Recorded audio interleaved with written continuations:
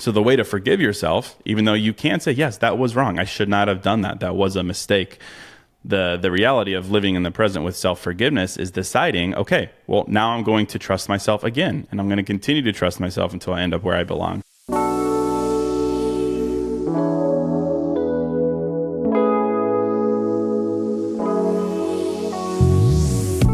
Hi, Case. Welcome to the show.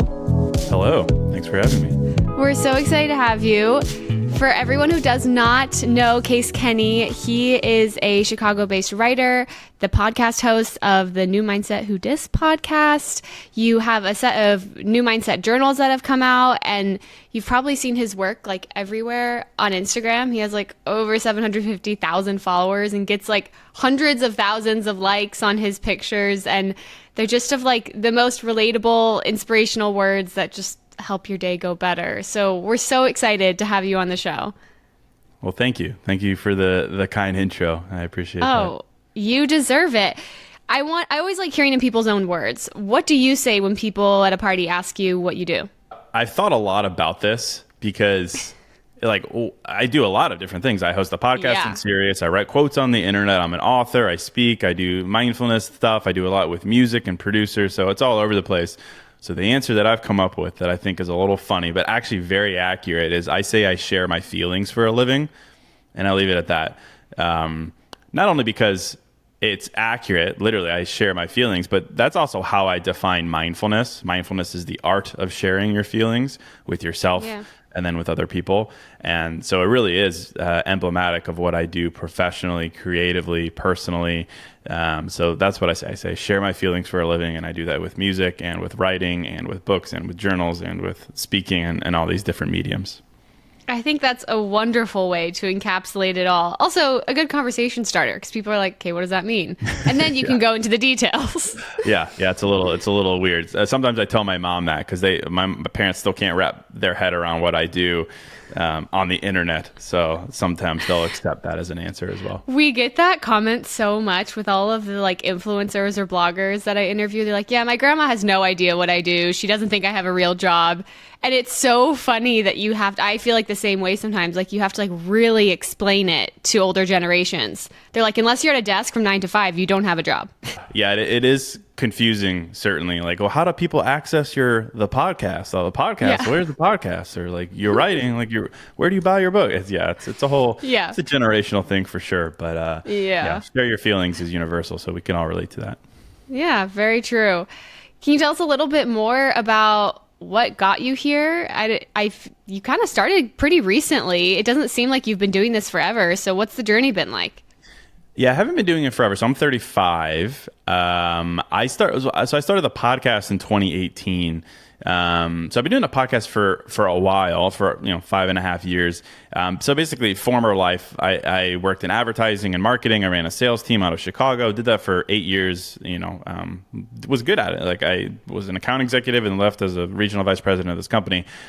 At the same time, though, I started the podcast basically just in reaction to my life. I became this very type A person, right? I want to control what I can control. I want to control what I can't control. And I was kind of proud of that fact, right? Because I was good at sales. I led a sales team. Yeah. But there was this like dichotomy between who I was in my career and who I was on the inside. Like it wasn't the same person. In my career, I knew exactly what I had to do, blah, blah, blah, sales team, blah, blah, blah. But on the inside, I was like, I don't know. How do I feel? I don't know. Like it was just this dichotomy, and I was kind of frustrated by that fact. So in a very meta way, I decided to start the podcast in an attempt to bring those two versions of myself closer together. So I started the podcast not in an attempt at all to get into the wellness space or become an influencer or a podcaster or anything like that. It was very self-serving in a good way. I would just hop on the podcast when I first started out and just like prove to myself that I had a point of view about myself. Why do I feel anxious? I would talk about it for 20 minutes. Here's what I've learned. And just prove to myself that I could talk through these topics without borrowing from other people, without, confusing myself even further. And basically, long story short, is what I realized through that process of kind of asking myself a question, answering it honestly, compassionately, without ego, is I was practicing mindfulness, my own version of mindfulness, which is very logic driven, not so much spiritual, but very focused on just honesty. And then, yeah, fast forward, I ended up leaving that job, ended up writing a bunch of books, started posting on the internet. Sirius picked up the pod. Now I do it full time, but that was kind of the genesis of it. Started with frustration with myself, realizing what I was doing. And now it's just become a passion for mindfulness and bringing that to life in as many different ways possible, whether that's the written word, spoken word, music, products. I consult, I do all these different things for brands that want to, bring mindfulness into their organizations. Things like that. So yeah, it came from a very organic place, and I feel like I've reinvented myself along the way several times. I feel like who I was when I was 20 versus 25 versus 30 versus 35 is completely different versions of myself. But I like this version best. So we're rocking and rolling with this. Hey, that's the goal. That's such a cool story. I feel like so many of these people, these professionals who have made it like on the internet with their blogs, I'd say like a large portion of them, if not most of them, start with just this like little passion project of like, I want to lean into this thing that I like. And it's not like they quit their job and start this thing. Most of the time, like it was the same case for me. I had a full-time job and you kind of just started as a side, dip your toes, see how it goes. But it helps it be very authentic and not forced, I feel like. I guess it was just like basically a journal for you. 100%. I mean, it was literally feelings sharing time with Case. And then, the internet works in mysterious ways. It found a bunch of people. It got popular somewhat quickly. That incentivized me to keep going. I found relatability, but it's always from day one been about me. Like it's always been about me. Yeah. Not in a like narcissistic way, but just in the way that you just described. It's the best way. All the cliches about having a why and start with why. Like if you don't have that, I've done 541 episodes of the podcast. I've written thousands and thousands of pages of quotes and books and perspectives. I mean, without it coming back to how it helps me, I would be done for sure. So I agree. It's so important. Yeah. What do you think resonated most with people? Like, what do you think really started drawing people into your podcast, to your writing? My theory is a couple things. For one, I mean, I'm a guy on the internet sharing my feelings. I think in the beginning that was pretty new. And a lot of my following is women, and, not in like the, oh, it's so hot sense, but in the sense that like, oh, here's a aware man sharing feelings. This is new. I would love to learn from this man. In the same way that I will consume a lot of content from women to get the flip side of humanity. So I think for one, that was, a plus, I suppose. I think the thing that I'm drawn to, that a lot of people are drawn to, is just the idea of relatability. And not in the sense of like a brand building seminar and you've got to be relatable, but in the sense that I think like in this day and age, people want relatability over expertise. And of course, expertise is important. It's very important in certain areas more than others, like financial and accounting and medical and things like that, of course. But like I think about where I've gotten the most value in life.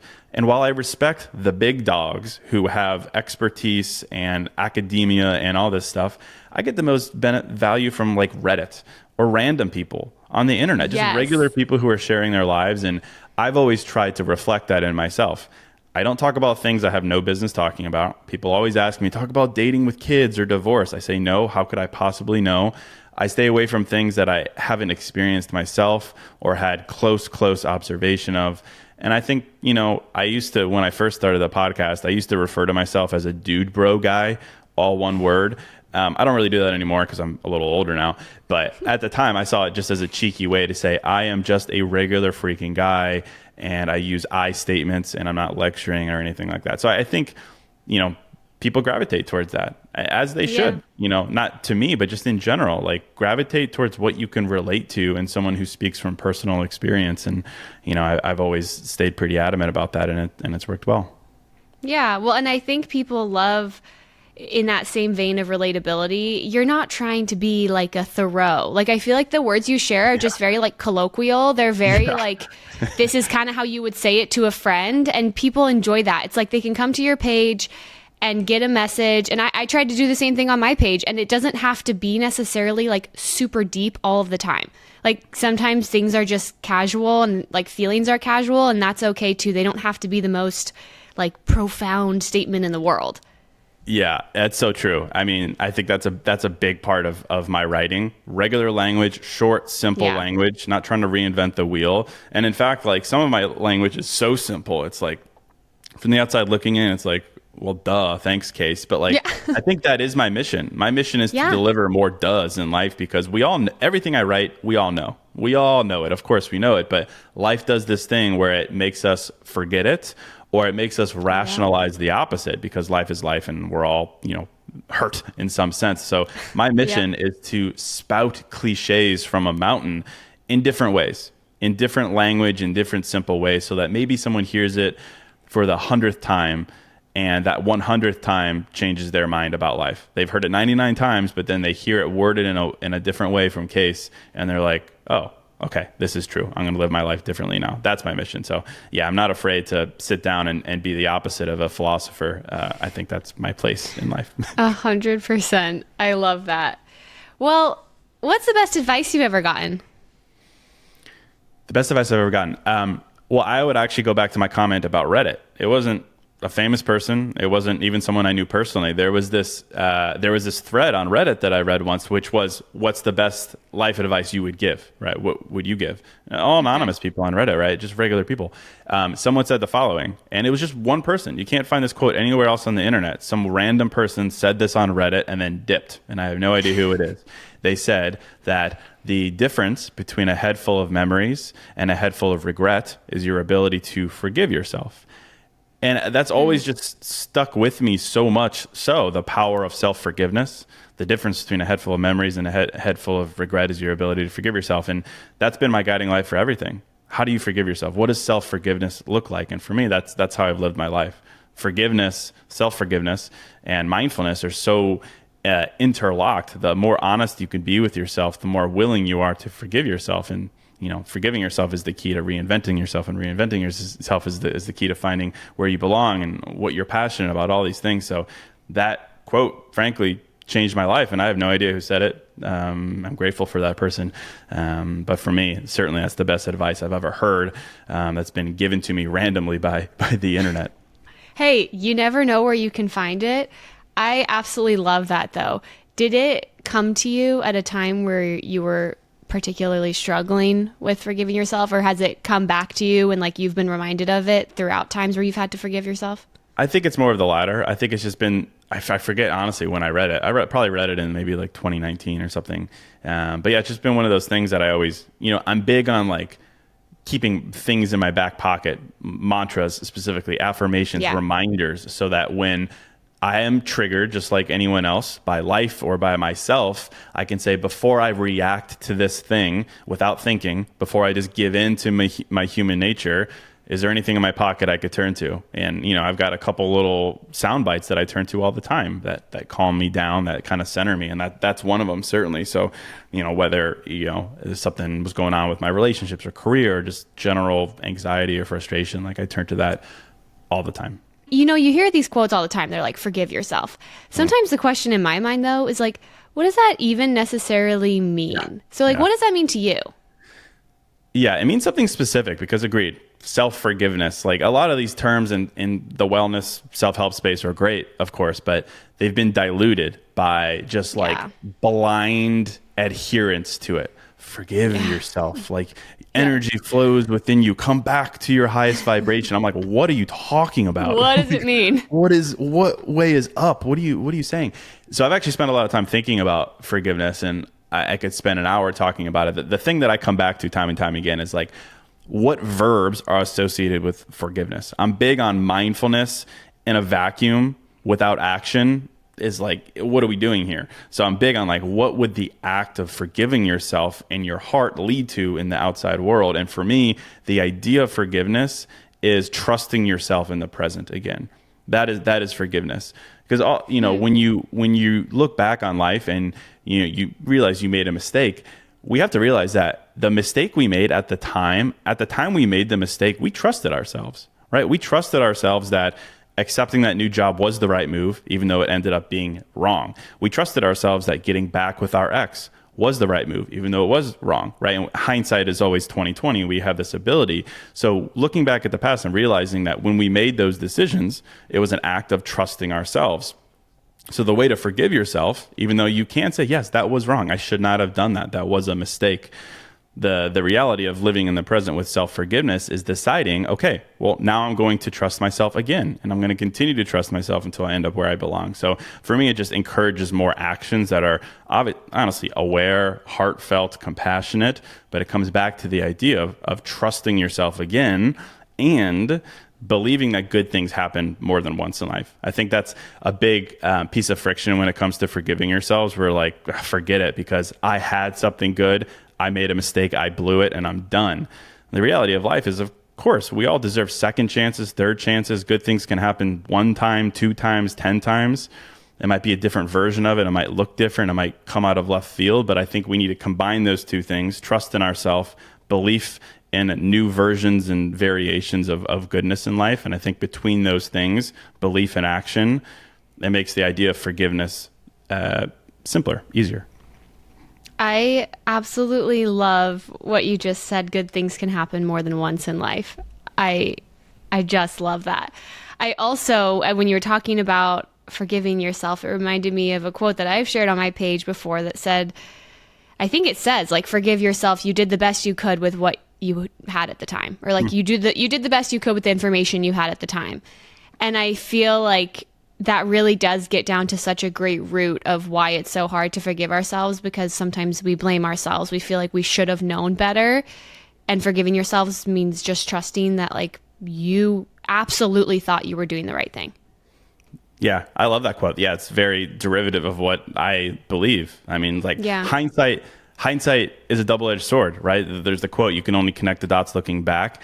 And sometimes when we look back, we're like, man, you were dumb. What were you doing? Yeah. And that will almost always be the case, right? Because in the future, we're always armed with more perspective, more knowledge, more self-control, more emotional intelligence, all these things. So we will always be more elevated in the future than we were in the past. So it's easy to really stick it to yourself. That's option 1. Option 2, though, would be what you just described, saying, hey, you did the best you could with what you had, the information you had, the perspective you had. So now connecting the dots looking back, it becomes an effort in using that moving forward. And that is the perspective we need to have rather than dwelling in the ruins of your former dumb self. So yeah, it's a choice. Yeah. It's a choice. Absolutely. You talked about, I want to go back to you talking about how you have a lot of different mantras and sayings that you keep in your back pocket. I love asking people what those are. Do you mind sharing some more of them and kind of how maybe they've helped you in certain areas of your life? Yeah, I think the one that I come back to a lot, that's like a little soundbite that I tend to apply to every situation in life is, I don't remember when I originally wrote, I just said that there's no right way to live your life, but there is a wrong way. And the wrong way is to think that there's a right way. Basically just derivative of everything that mindfulness offers, which is the idea of inventing yourself, not copying and pasting other people's right ways, not getting stuck in relationships that look good on paper, not rushing through timelines because that's what's expected of you, not working certain jobs because that's the way to live life, not acting a certain way because this is what single people do or this is what relationships look like. You know, I think the gift of life and the gift of a career in 2023 is that there really are no rules. And I know that sounds a little hokey, but I've truly proven it in my career, for instance, to go from thinking a sales career is how you make a living to sharing your feelings online. But also just like I've just reinvented every definition I previously had in my 20s of like, what does a good relationship look like? I'm in a relationship.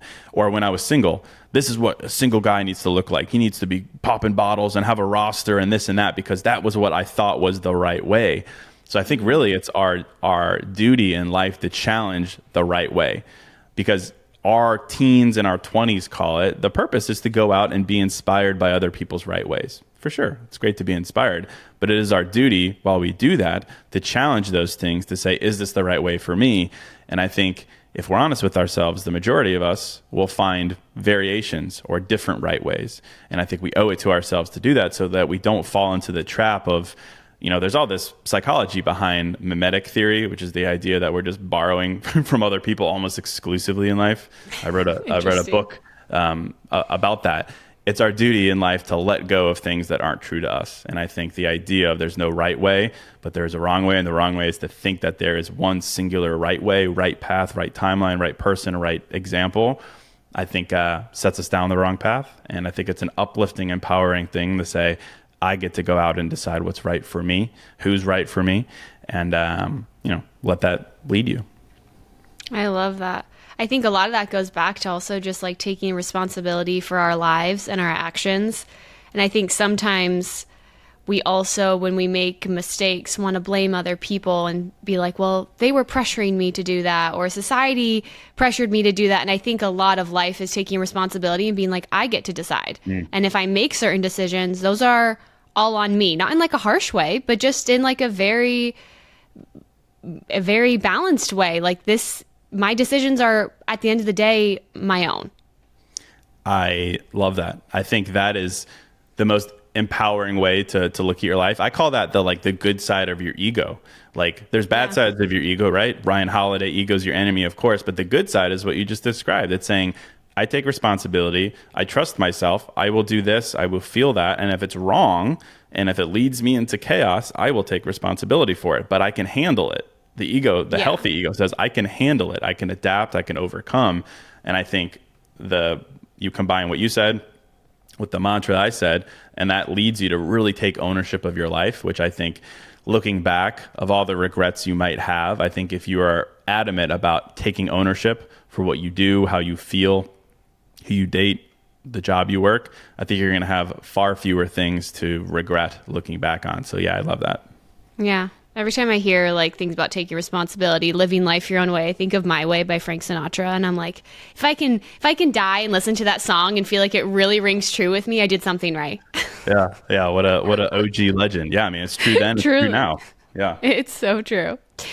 You clearly have focused a lot of your work on this idea of mindfulness. I would love to hear also in your own words. That's like another term that I feel like gets thrown around a lot. Yeah. A lot of people like have no idea what it means. You have become quite an expert on it. What does that mean, and what is your best advice on how people can actually develop mindfulness in their lives? So I think the good thing, I suppose, about mindfulness is there's no right or wrong definition. There are variations of it. I think if I were to boil it down, there's two types of mindfulness. There's one that's very spiritual, right? A lot of people gravitate towards spiritual mindfulness that, asks questions like, what is my highest frequency, and chakras and vibrations and things like that. I love that for some people. For me, however, I gravitate what I refer to as like a logical mindfulness that says, how can I make sense of my life through radical honesty? Like, how can I put my feelings on trial in a compassionate way? How can I question myself with why? How can I put my memories on like a linear line and say, I've lived through A, therefore I believe B. Here's the reason behind this belief, C, D, and then go back and say, I used to believe this. Do I still believe it? That is the type of mindfulness that I gravitate towards. In its simplest form, right? It's mindfulness is the art of being aware, but it's radical honesty rooted in experience. That is what it is. And you can bring that to life in so many different ways, right? Of course, you could bring it to life in therapy, in meditation, in working out, in a silent walk. All these things are forms of mindfulness that get you in that headspace.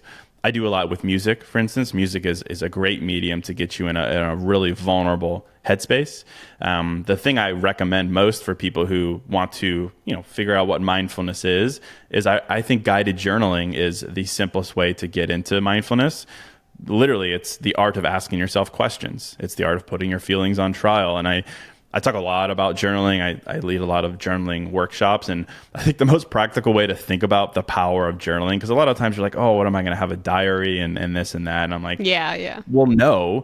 But think about it this way. In life, outside of our feelings, I think we're all inclined to write down important things. Like if we have an important math problem, we're going to write it down. An important phone number, we're going to write it down. Even like personally, if I'm at a crossroads and I need to make a big decision, my first reaction is I need to make a pros and cons list of this decision, and I'll write it down. Pros, cons, yes, no, and I'll write it down. But for some reason, when it comes to what I would say is the most important element of our being, how we feel and our belief system, we never write it down. And there's science and psychology behind a mind and body connection and writing and all this stuff, and there's neuroscience behind it. But I think hopefully that incentivizes some people to be like, I'm going to start writing things down. And, journaling isn't something you only do when you're sad and you need to heal and things like that. It is a celebration of what you know. It is a reminder of what you believe, and so that you can live it every day. And I make a living from creating journals, and I think there's an art to a good journal and an art to a bad journal. And but I think, simply said, journaling is the clearest way to show yourself the power of introspection, the power of honesty. Just sit down, answer some questions, and see how you feel, and then see how that makes you feel out once you close your journal. Like, go out into life and just see how armed you are with a more balanced view of yourself, plus a little cynicism, healthy cynicism towards what you're told. It speaks for itself. I could evangelize journaling all day, but I think people will realize its power once they tap into it. Absolutely. You were saying that, like, a lot of your journaling, a lot of mindfulness is about, like, tapping into what you do know. And I feel like, I'm wondering what you would think of this too. Our feelings sometimes, in my opinion, too, are like equally about understanding what we don't know. Like, sometimes feelings, unlike the things that like our brains will tell us, they like don't really make any sense. Like, even science can't explain it. Like, nothing can explain sometimes how we feel. Like, emotions like love, like there's nothing that can quantify the feeling of loving someone. And so do you think mindfulness, something that people have to accept, is that a large part of it is going to be accepting what you will never understand? I think so. Yeah, that's a really good question. I think so. Yes. I think, of course, we need to, pay homage to the fact that humans have funky wiring. And sometimes we have these thoughts that might seem out of left field, and it might take a long time to realize why we have them, but we should not invalidate them, and we shouldn't blame ourselves for having them. There's a reason behind our feelings, whether they're good feelings, uncomfortable feelings, or bad feelings. I think the power of mindfulness is that it helps us differentiate between facts and feelings. Feelings, which are always well-serving. We might feel anxious, or we might feel compassionate, we might feel confident, we might feel depressed, whatever it may be. There are warning signs. There are check engine lights so that we know, hey, something's up, I should investigate. Without them, we would be screwed. But then there's facts in life, and I think we need to sit down and establish facts for ourselves, which are belief systems. I believe this because of this, and I'm resolute on this. I believe that I deserve this in a relationship. I believe I am capable of this, for instance. And then when we have those feelings, some of which are negative, we compare it to the facts, to the truths about life, the things that we are resolute on, and then we find a middle ground there. What is this telling me about that? Like, how can I better analyze this instead of giving into the feeling? So I think it's all about the middle ground work there, acknowledging feelings, of course. I think any therapist, any psychologist is going to tell you, never invalidate, never sweep them under the rug because they're trying to tell you something. But we also have to become realists in the sense of living in real life and taking that feeling and saying, how does this apply to this situation? What could I learn from it? Rather than immediately assuming it's true, blaming ourselves, invalidating it, whatever it may be. So somewhere in the balance, I think mindfulness is about balance. That quote we've all seen, thoughts are not facts. I feel like detaching yourself from your thoughts and then finding a middle ground in between that and your feelings really is the key to being able to decatastrophize a lot of emotions we have in our lives. Good word. Yes. Agreed. Yeah. Okay. Last piece of wisdom I would love to hear from you. If you saw a stranger on the street right now and you just gave them one message, it could be something you've written. It could be one of your favorite mantras or quotes. What would you tell them? What would be some words that you think would help them through their day?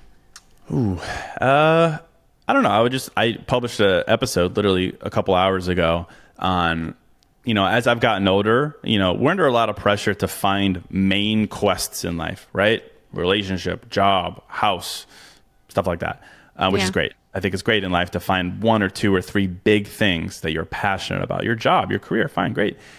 But I think the real value of life that really adds flavor and teaches us about ourselves and opens us up to the joy of living, not the routine of living, is the idea of side quests. Just like crazy side quests. Like lately, I'm big into learning magic. I'm studying Chinese again. I studied that in college. I'm trying to do 1,000 push-ups in 60 minutes. I'm seeing how long I can hold my breath. Silly things. My girlfriend is picked up DJing this past year, and she's a UX designer. So like, I'm just big on filling your life with the joy of life rather than the routine of life. And not because we're not grateful for what a main quest offers us or commitment offers us or discipline offers us, but because I think, part of that is the fact that like as we get older, there's this perception that time is going faster, right? 25, snap your fingers, 30, snap your fingers, 35. Time is going really fast. And there's actually a lot of studies around like, why does time seem to go faster as an adult versus slower as a kid? And the kind of pseudoscience there is that the formation of new memories is what slows down time or speeds it up. As a kid, you're constantly having new memories, newness, new first steps, new beginnings, all these things. So your brain is stretching that time out. But as adults, we're locked into routine. We can go months without doing something new, meeting someone new, doing something for the first time. And so time is just cruising. So in the vein of slowing down time for yourself, perception wise, so that you could enjoy life, I say add more side quests to your life. Just chase, if you have an itch, just itch it. Chase curiosity. You don't have to make money from it. There's so much pressure to do things to make money from it, or a side hustle. Just call it a side quest and see where it leads you. I think it'll really open you up to life. That's beautiful. That's so accurate that I feel like for some reason we equate being an adult with having a routine. And I love routine. I'm a routine gal. Thanks. I am the first one to be like, I love, I go on vacation. I'm like, oh, I can't wait to get back to my routine. But in the same regard, I feel like it also is easy to kind of just get lazy with your life and just accept that routine because it's the easiest thing to do and not try and go out of your comfort zone and not try new things. And I do think that that's what leads to like a rather unfulfilled life sometimes. I agree. I love it. Well, Case, thank you so much for joining us on the show. This has been a wonderfully enlightening, and this was a mindfulness practice for me, honestly. I feel like it takes me away from my day and helps me like focus on the things that matter. So thank you so much for joining us. Can you tell everyone listening where they can go to support you, to support your podcast, your music, all of the a million things that you do? Well, thank you for having me. I love that chat. That felt really nice. Case.Kenny on Instagram. Everything is there in my link. My podcast is called New Mindset Who Dis. You could listen to that anywhere. If you want a journal, newmindsetwhodis.com, or they're all on Amazon as well. So thank you for giving me a platform. I appreciate it.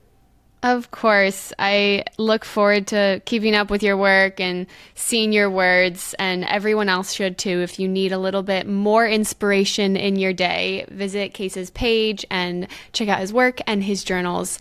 And to everyone listening and watching, thank you so much for tuning into The Shift. We'll see you next time.